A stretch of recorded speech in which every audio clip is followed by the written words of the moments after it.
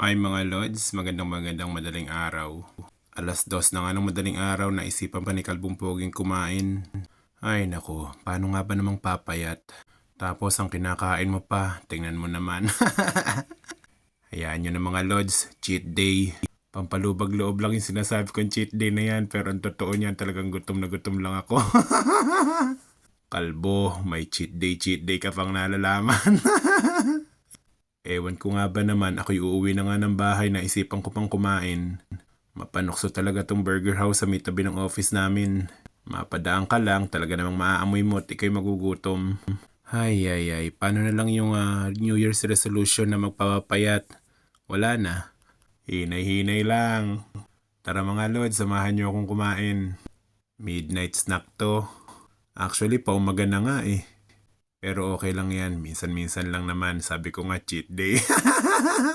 Palusot. So yun lang mga lods, yan naubos na nga ni Kalbong Pogi yung favorite niyang long chicken.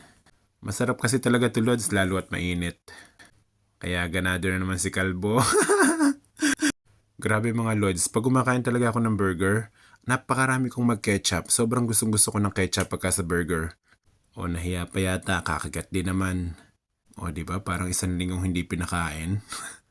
Mali-mali pa voice over ko, akala ko ubos na yung burger, hindi pa pala.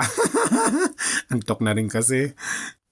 At yun lang mga lods. Ayan, solved na. God bless sa inyong lahat. Thank you.